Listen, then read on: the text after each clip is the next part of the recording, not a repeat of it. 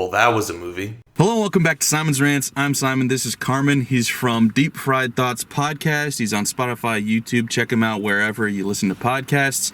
And yeah, today we're giving our first thoughts on Paul Giamatti's new film, The Holdovers. It was directed by Alexander Payne and written by David Hemmingson, which is his first feature film that he wrote. What did you think, guest? I was pleasantly surprised. Okay. Like you sent me the trailer, and I watched maybe 30 seconds, less than a minute of it, and I shut it off. I should have shut it off as soon as I saw Paul Giamatti. Right. Because I pretty much I want to see everything he's in. But one of the first things that really surprised me was when it got started, I didn't realize it was a period piece. Oh, okay. And I thought it was done excellent. Like, just the way that... Right. Yeah. From the era. Yeah. It was weird. It was like instantly like one of those movies, I don't know what people are doing nowadays, but back when cable was around and wasn't streaming, you know, you'd be up late. I was always a night owl, and you'd be going through the channels, nothing on, and you just land on something that was starting from the beginning that you get to, you know. And I felt like this was the type of movie I would have found and been like, this movie is amazing. How come I've never seen it before? Right. It felt like a little gem. It felt like a very old classic movie. It didn't feel like a movie of today that was trying to be the genre piece. It felt like we just watched a movie that was re-released in theaters. That's how I felt the entire time. Yeah, and I knew going into it that that's what they were going for, because that's how the trailer was filmed. Watching the trailer, I actually thought they filmed on film. Watching this now, you could see it was filmed digitally, but they did effects. They treated it, made it look like it was film. And I've seen a lot of movies where they've done that or tried to make it feel old, and it felt fake the whole way. You're like, I don't buy this. I'm not saying I 100% bought that this was from the 70s, but it felt like a 90s movie. A lot of people, when the trailer came out, were comparing it to Dead Poets Society. I mean, because of what it's about. In case you don't know, it's about a teacher at a boarding school dealing with kids. I mean, that's pretty much where the comparisons end, really, as far as that, other than, you know, it's a teacher and students trying to work together, come to agreement on stuff, you know, butting heads with leadership and stuff. But this is a lot different, considering the teacher, played by Paul Giamatti in this, he's unlikable, versus, you know, the Robin Williams character is extremely likable. So it is different. But yeah, so it's, this movie really at its core is about, like, everybody's got something they're going through. Everybody's different, but we're all surprisingly the same at the core of it. And I loved that about this movie, dude. I thought it was fantastically done. I agree with you. It felt like a hidden gem. Like, this is one of those movies that, like, I get excited about, because I'm like, ooh, I know nobody knows about this. I get to tell somebody about this. And I love those. I was telling you before the movie started, I'm a huge fan of Paul Giamatti as well. I put him in that Gary Oldman category, and I know he doesn't quite get that respect that Gary Oldman does, but I think he's a phenomenal actor. I think he's one of the best actors of this era. Occasionally he'll throw in the overacting, the goofy movie or whatever, but when he turns it on, he is outstanding, and this was one of his best roles. He was phenomenal. Yeah, there's a few actors I feel like are actually a gift to us. Like, in our generation, he is definitely up there, and like you said, just doesn't get the recognition, but anytime he, as you say, turns it on, I mean, you're in for like an absolute amazing performance. One of the things, even just what I was saying about it feeling like a timeless piece rather than going back, a lot of times I'm trying to think of all these old gangster films and things that, you know, that had the old cars. This didn't just have the old sets, the old haircuts, the old clothes. Like, the lingo was on point. It actually reminded me of my childhood, like a scene where they went down to the basement for a party and the kids were down there, and just, I know that a lot of movies do that stuff, but it felt so authentic. And there was one thing I noticed, I don't know if you caught this in the beginning, you know, nowadays we all know what we look like. You know, before I came out to movies, I was in the mirror, I had my phone, a little selfie camera, like, we all know what we look like. There was a scene in the beginning where a teacher had brought cookies to Giamatti's character, and she had the lipstick on her teeth. And I don't know if this is going to resonate with anybody, but before cell phones and stuff, and everybody being so about themselves and their appearance, I mean, sure, that always existed, but that was something you saw all the time. I feel like I haven't seen that in a very long time, and that was like a little subtle thing that just made me feel like I was being brought back into that area. And that's what this movie excels at, is the little subtle things, whether it's in the dialogue, in the mannerisms, in the plot points. Because another thing that felt like old about this movie is it kind of felt like those like really old, like To Kill a Mockingbird style plots, where it's like there's a center plot, but we're also just meandering all about it. It's like, where is this going? When is it gonna end? What are we doing? There is a center point, but there's a lot around it, and it did do that. But the intricacies and little things, even like so. Paul Giamatti's character in this has a lazy eye, and I was so confused because I was like, does Paul Giamatti have a lazy eye? I was thinking I've too. never noticed that before. I was like, maybe it got worse over the years. I couldn't tell if it was the character or not. I swear, as like an inside joke, they switched the eye back and forth throughout the movie. I'm not the only one to notice that. Okay. I swear they did, because at first I was like, his left eye. No, his right eye. No, wait, it is his left. What is going on? And then they reference it like 3/4 of the way through the movie, and I was like, okay, finally, I'm not crazy. This has been done on purpose. So yeah, no, it's the little things. I loved the dialogue. I loved how the plot was revealed. They were huge with the show don't say. Like there was, like I'm saying about the characters having similarities, they're not throwing it in your face. There's little things here or there, and you're like, oh, I get that. That's interesting. I loved that. Such a well-written, well-told story. I was a little nervous because, unlike you, I had the highest of high expectations coming into this. I was like, this could be my favorite movie of the year. And it started to me a tad slow, and I was like, oh no, is this going to be disappointing? And there was also a few quirks in there. Like, this is, I think, predominantly a drama, and then for like a couple scenes in the middle, it was a full-on comedy. Oh yeah, and I was absolutely. like, where are we going with this? Even the trailer, I know you didn't finish watching it, but it has that arc in the trailer where it's like, it's a drama comedy, and I'm like, okay, what is this movie? But I think all around, when it's all said and done, I think this is my favorite movie of the year. I love this movie. It's funny, I wanted to say that, but I'm thinking, like, when you first come out of a movie, you're hyped. If you like the movie, you're always hyped, and then it's like, how am I going to feel about this movie a week from now, 2 weeks from now, 3 weeks from now? I don't think there was there was like almost nothing that I could really pick apart in this film. If they wanted to have these huge explosive emotional scenes, they could have, but that's not usually real life. Sometimes we have those moments. I felt so much more connected with these characters. The emotional highs and lows were so normal to life. It was like real. It was so real. Yeah. So, but that was based on two things. Excellent writing, but also it relied so heavily on the visuals, like you said. Yeah. Like even some of the things that in some movies it could come off as stale. Like in the opening scene, you're just listening to a guy talk to a choir and, raising this. Yeah. But I found that to be such, like, it pulled me right in to realize, like, all right, this is what we're viewing. We're just watching the mundane, the life, and in the mundane and life are highs and lows. And there's people that we encounter and that are going through something just as much as we could go through. And then you're watching that, expand. Yeah. But it never felt forced. I'll throw a third thing into that because it piggybacks off that. The editing was phenomenal in how it dealt with those moments. Yeah.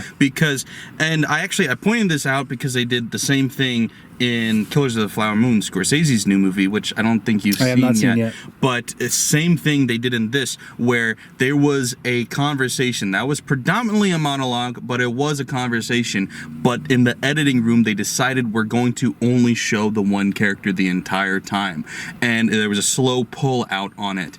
And that really just focused everything in on what is this guy's face doing right now? How is he feeling right now? And once again, you're putting a lot of oomph onto this actor. You're really forcing this actor's performance to sell, and it did, especially because of how the editing shaped that moment with, like...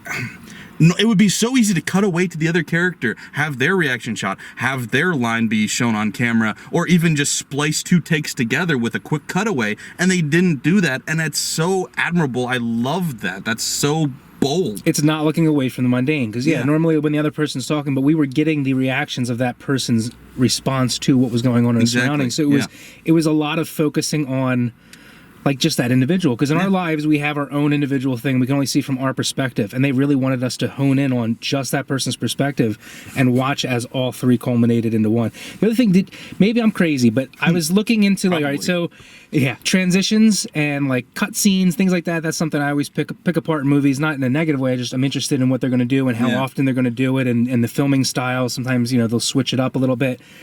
It seemed like the cut scenes from some of the more dramatic things would go into like this very old school, like the fade away, where you could see both still. So instead of going to a full black, the transition of the next scene was already loading up into it.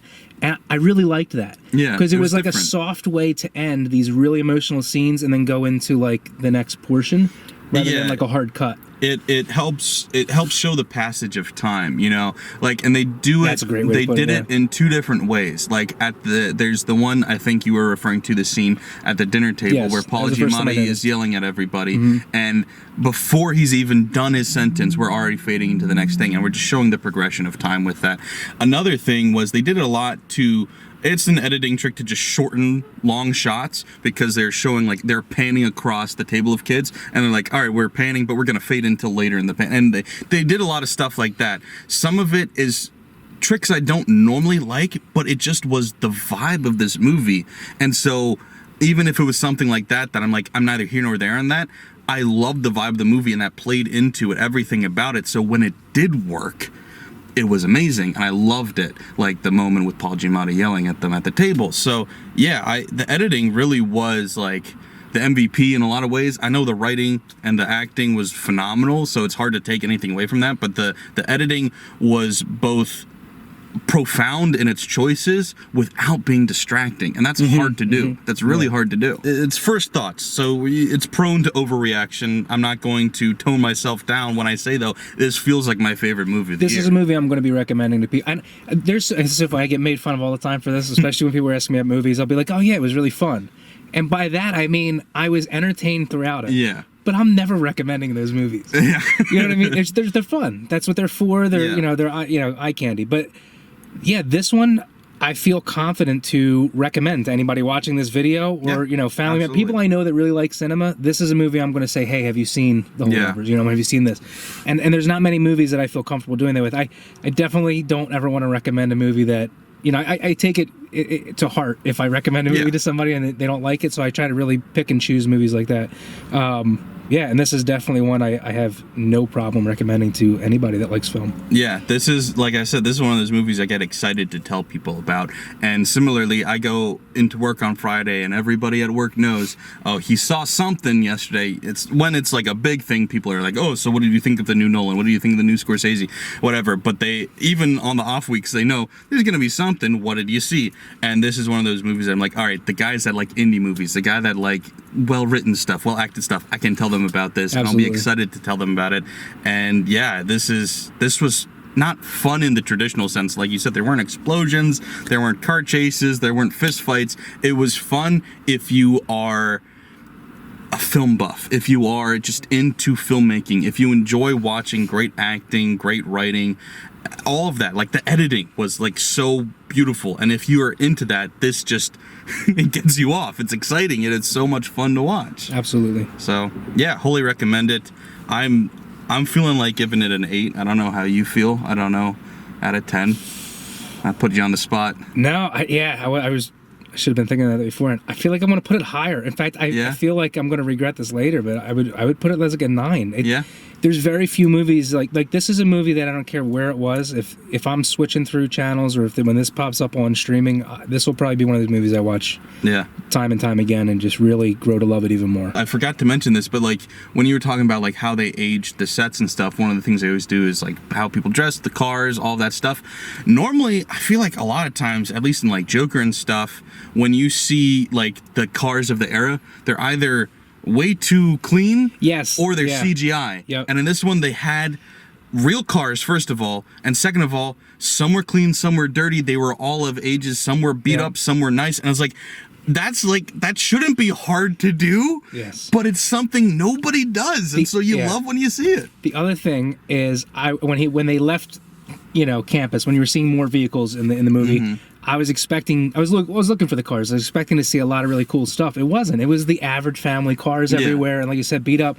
In fact, it was like very noticeable. This one scene where like a pink Cadillac with that fin stood out, whereas most movies like that, I feel like that's lining the street as if everybody had that Cadillac. Yeah. It was just done really, like nothing felt forced. Yeah. Just natural. Yeah. And I feel like that's harder to do than anything with a movie like this. Yeah. We're going to get into spoilers now. That's everything we had to think without getting to spoilers. But if you don't want anything spoiled, please click away, go watch it, come back, and we can talk about it then. But if you're new here, please remember to subscribe. Also, don't forget to like, share, and comment what you thought. Thanks, guys. Bye. So, spoilers. How did his elbow look like that? Because it didn't look like CGI. It looked like, I was thinking to myself, because some people CGI. can pull their arms out or do those weird things. I wondered if he had that ability. like, I don't, not double jointed, but like, you know, some people can actually Right. like pull their arm down. I think I don't even know. I don't know how to explain it. It definitely looked way wasn't too real. CGI. Could have been a body double that they CGI'd his head onto, but I wasn't looking for that, so I didn't notice it. I was. I don't It didn't think it look was like it. CGI. So either he could have do that, or it was a practical effect. In certain shots, it looked like he could have just been like hunching over, but there is that shot. One scene before he laid down. Yeah, It's a huge, like, you Yeah. can see the bone.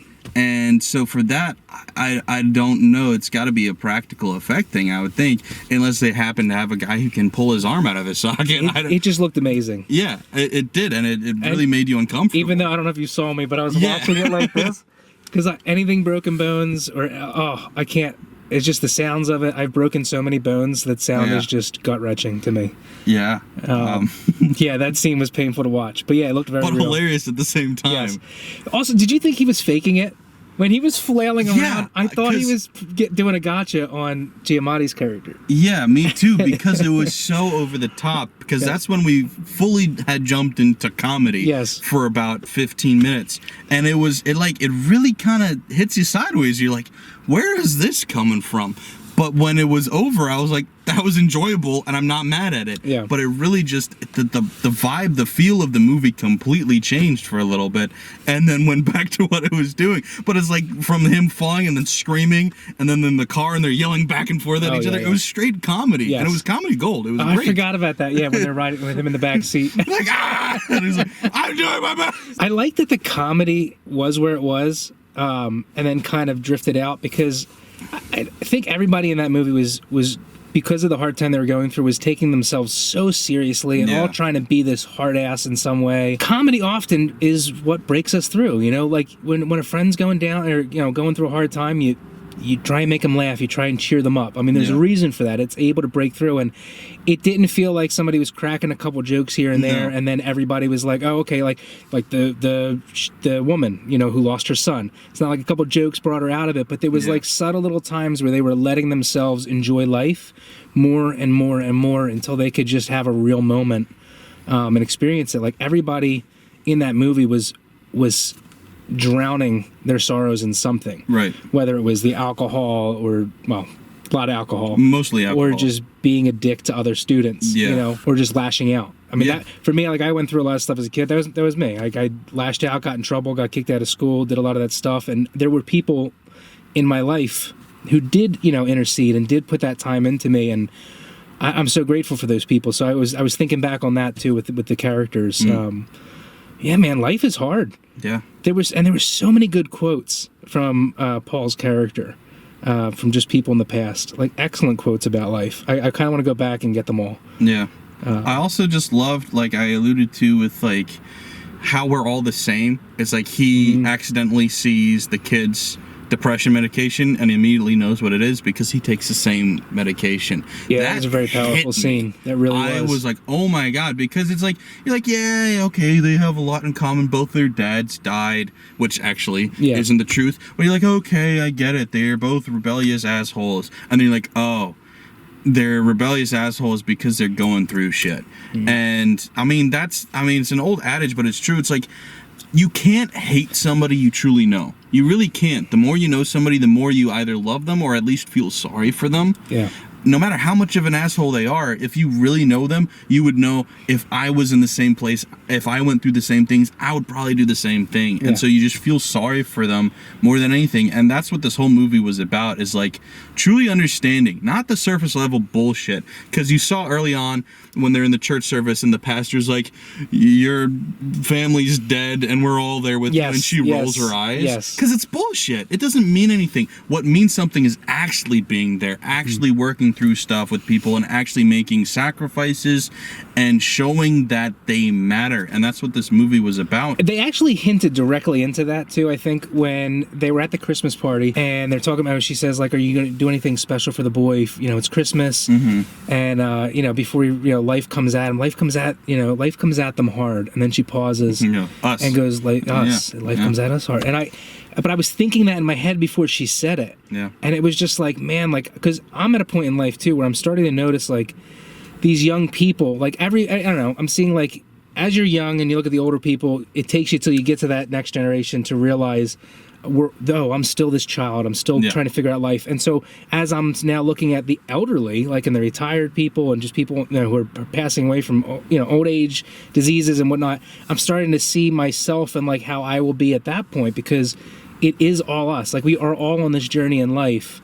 And it's so, and again, this is all going back to like what you're saying, the surface level. The surface level stuff is just what we do to get by and not have to invest into some people. Sometimes it's just to skate by. Yeah. But yeah, when you go through that, man, it's the same thing. Like even just with the times today, where everybody's fighting and arguing, no matter what you're arguing about. Below the surface, like we have so much in common as human beings. And he even got into that again when they were at the museum in Boston, when he was talking about looking at the past. We all think we're going through the thing for the first time, but everybody has gone through it. Everybody knows it. We've all done the same debauchery. Absolutely. We've all licked the same candy canes. Yes. I love what he said, and it's all here on display. Because I've heard that idea, and we've all heard that idea so much, but the way he put it was just so genuine and struck me a bit different. But he was still able to then learn from the kid. Because the kid was like, then say that. Yes. Like, you're trying to get this point across, but you're not just saying it. Just say that. What you just said now, say that. And people will get it. And so, once again, it's like we're all in this boat together. We all learn from each other. We all can feed off of each other. And I love that because, it's not like there was a savior of this movie. It's just we're all people. We're all broken. We're all going through it. And, we were mentioning like, oh, and there's upswings. And I like that it wasn't just a graph, like an upward going graph. There was some issues, like at the Christmas party, they all peaked and then they all plummeted because that's how dealing with grief and dealing with life in general is. Because, you saw the Lady Mary, she is starting to have a good time, but then she remembers why, like everything, dancing with her son, right? And then all of a sudden, all of that goodwill is all lost in that moment, and she starts drinking too much. She starts having a breakdown. Meanwhile, Paul Giamatti's character, he thinks something's going well, and then he realizes, oh, I just misinterpreted everything that was happening, and I've supposedly affirmed and confirmed all of my worst fears that I'm not good enough for any woman. And anytime I think I am, I'm actually just misreading the situation. And so the one thing I felt was missing from that scene was I wish something bad had happened to the kid too. It would have really completed that cycle. But once again, that's a nitpick. I think really what that scene got across so beautifully was like, it's not just, oh, something bad happens and you get over it. Bad things keep happening, and bad things that happened in the past still revisit you. And it's just, you have constant fight overcoming, and there's good in the bad and there's bad in the good. Like they get that dessert for the kid and try and make it a good time. He set it on fire and they're like, isn't it supposed to just go out? It's supposed to go out. I was like, that may have been my favorite moment in the movie. No, it was so good. That moment because the comedy just felt natural. It was never forced. That looked like something I would do. And just a stupid mistake and not thinking it through and almost setting your car. I immediately remembered, like, there was this time when I was... This is really stupid, but that's the point. I had a candle, like one of those really cheap-ass candles from Walmart, and it had burned to the point where it couldn't light anymore, but there was still wax in it that smelled good, so I would just take, like, matches and drop them in there and just have the aroma for a little bit, and I just got bored and kept doing it, and I got to the last match, so I lit the matchbox on fire and dropped it in the little candle thing, and I expected it to be on fire for like a minute. It was on fire for like 15 minutes. I'm like, I need to leave. I can't stay here. When is this gonna go out? So I took it to the sink, forgetting that wax and water do not go well together. Turned the water on, it exploded. I'm like, that's what that scene made me remember, and it's like, that's how, like, that's just real shit. That's real life. And I loved that moment because it's not just like, I mean, it is good writing, but it's such good writing that it didn't feel like writing. It felt real. It just felt like something that happened. One of the things that I am really excited to go back and watch this movie several times, there were callbacks throughout this whole film, both in the writing, in the different quotes that Paul's character was saying. Like, all right, here's a couple examples. Like, all right, the jokes that, when the boy was running through the halls, he did a callback to when Paul's character had them running outside in the cold, right? And they kept doing that back and forth to one another, but it wasn't just there.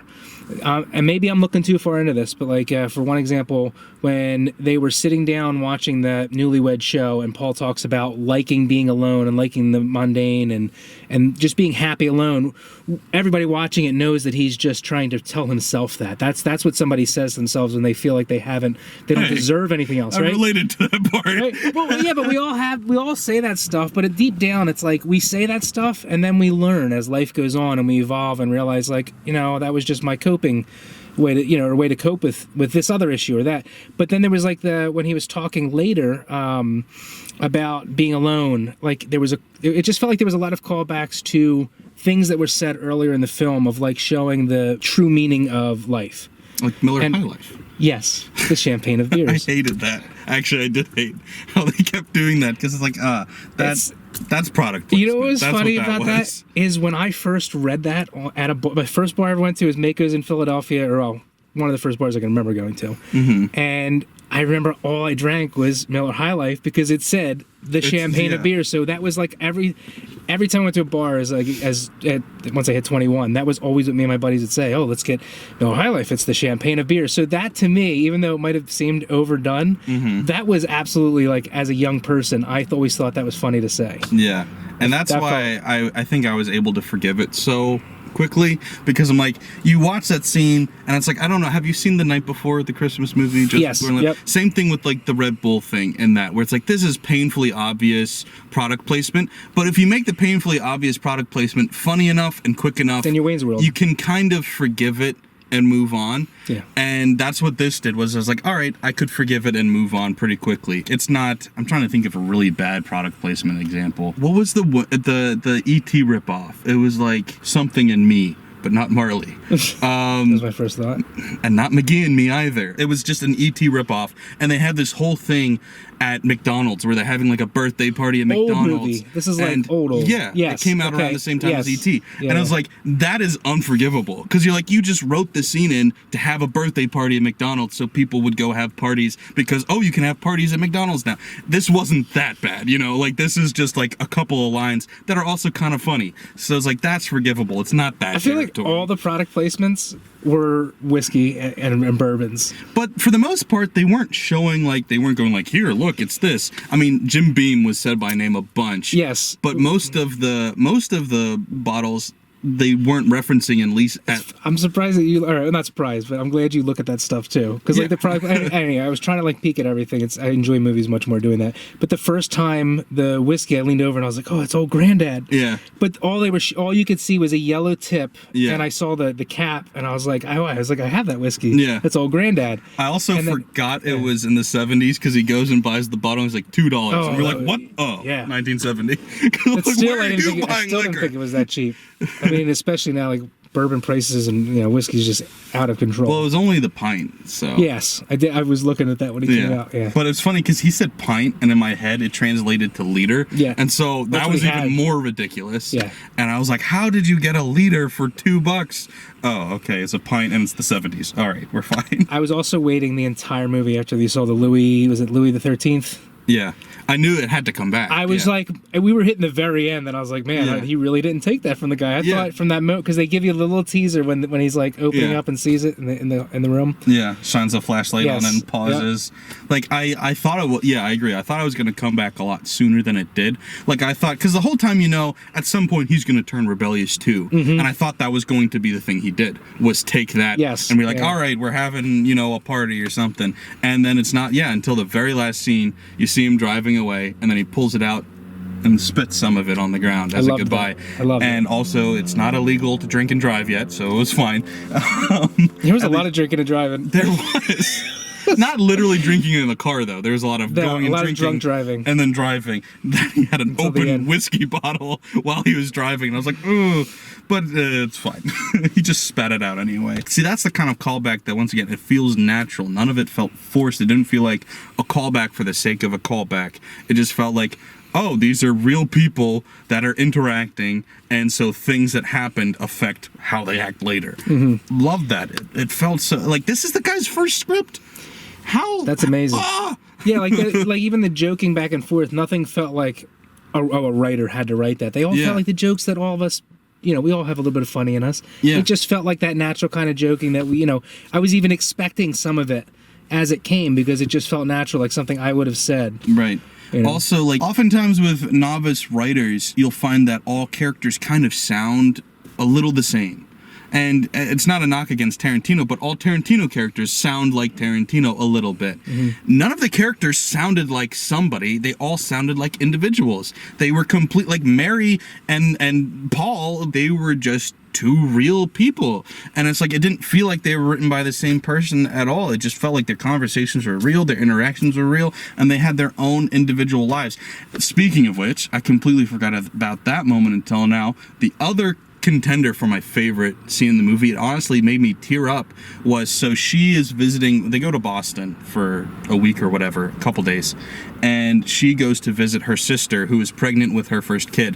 Her first kid, Mary's first kid, she lost in Vietnam, and so she is giving her old baby stuff to her sister, and I think she was kind of trying to do it like subtly without anybody noticing, so she's just putting it in the drawer, but her sister sees it and comes in, and no words are spoken. She just reaches out her hands, they grab each other's hands, and that moment just floored me. That was the first one I was tearing up. Yeah, that was the first one. It got me good. It was like nothing needed to be said.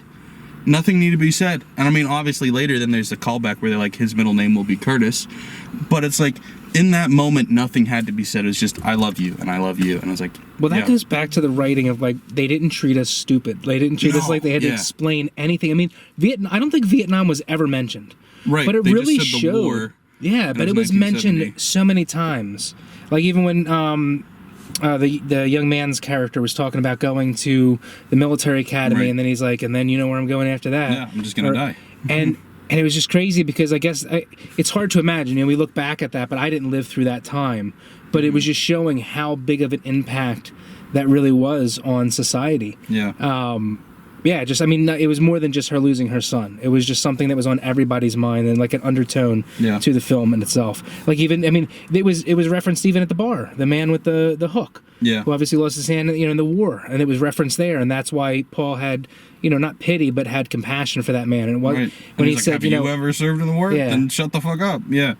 I love that. There is a lot of childish things that we don't notice, and it was nice to see him almost be a father to the boy. Yeah. I almost thought that's where it was going to head to. I was like, he's going to wind up adopting this kid or something in the end, but it was even better than that. I loved it. I loved the sacrifice too. You saw that coming a little bit, but I didn't mind seeing it coming. I saw it when the kid was sitting down and Paul was like, when the teacher locked the door. Yeah, I was like, oh, he's going down for the kid, and it was done so well. And I love that he got his little remarks in, but it wasn't over the top. It was it was in the character's fashion. Yeah, because if that was me or like the young kid, it would have been a lot more foul language and a lot more up. But that was his like gentlemanly way to stick it to them. The little comments he made. I liked that. Yeah, and I think a good sign of that echoed throughout the whole movie is nothing good wasn't gained without being earned. Everything had to be earned. So a lot of things, like, you're thinking, oh, well, that good thing will happen or that good thing will happen.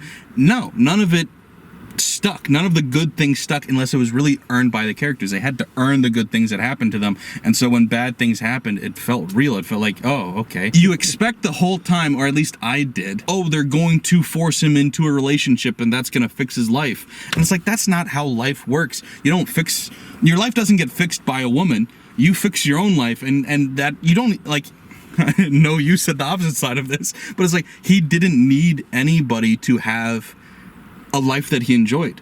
What made him filled and him fulfilled and him happy was to go off and write his thing and go tour the places he wanted to be. Yeah. And I guess, well, my point was not so much that you need, like, yeah, it's just that you do need other people at certain times. Yes. They all were able to help one another. Like, being shut in and just taking in life and its ups and downs by yourself is just horrible. Absolutely. You're going to explode. Yeah. You need to go through life. It just doesn't have to be romantic. Exactly. Yeah, it can be platonic love. Yeah, I was really glad that they didn't push anything with the young man, because a lot of times being young and like the little kiss, it was like these little moments. It wasn't over just pushing him in, like, oh, there wasn't a scene where he like snuck off with that girl, lost his virginity, and that was his high and like his life experience. It was more subtle. And I love that because, like I said, I thought there was going to be some sloppy writing in there. It's just like, oh, well, he gets the girl, she ends up with the janitor, everybody's happy. And it's like, at a certain point, you kind of felt like, oh no, are we going that way? And then it's like, haha, you thought. Life still sucks. I'm like, yes. Nowadays, we're so often fed like the slop of just like they want us to go in, have one, thought, and then make us, or whatever. They want us to leave happy and everything's good. A neat bow. And it's not that I want them to make me like remind me that life is crappy, but like life is crappy, but there's good points, and that's like I don't want to leave there with a false expectation. And it's like going on Instagram and everybody's life is better than yours, and you're like, man, what am I doing? Like that false expectation. This was just I feel like when I left there, I'm in the same reality as I was when I went in. I'm still here in life, and I just have a respect for the characters and the stories and different things that people go through. And you feel better too, because like the good things were earned. And I think that's really what it comes down to, is like if there's going to be something happy, I need it to be earned. I don't need a silly fairy tale ending, but if something nice can happen, I still want it. I just want it to make sense, And so every good thing, like I said, that happened in this, I think made sense. And it's like a similar ending to Dead Poet Society, where it's like there's a lot of bad that happened and you feel really bad, but then you're left with an optimistic tone of, hey, these things that we saw mattered though. And what I came away from it is just, I've often told myself, it's like, yeah, it's hard, going through life, but as long as I can make somebody else's life better, then like I know it was worth it. And that's what you see with Paul Giamatti's life, is like, or his character's life was like, oh, I made somebody's life better. That was even one of the quotes. Yeah. And it's just beautiful because it's like sometimes it really feels shitty. Like it feels like you're not making any impact on the world. And then you get that little comment. Like I was mentioning, I get comments on YouTube sometimes that are really nice. And it's like, okay, that like, all right, I'll keep making videos this week, And it's like sometimes it's all it takes.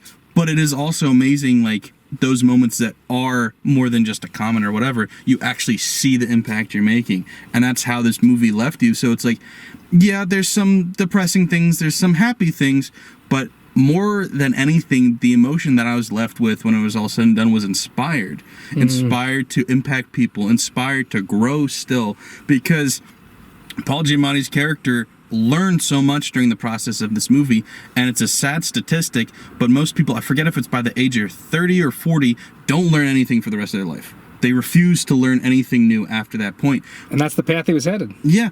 But you don't have to choose that. You don't have to be your father. You can be whoever you want to be. And and that's why I said this movie is inspiring, because it's like, yeah, this is life, but this is what you could do. This is what you could do with your life. Do you want to do that? And it's like, yeah, I want to impact people. I want to change people's lives in my own little way. And that's awesome. I really did enjoy this movie a lot. I really did.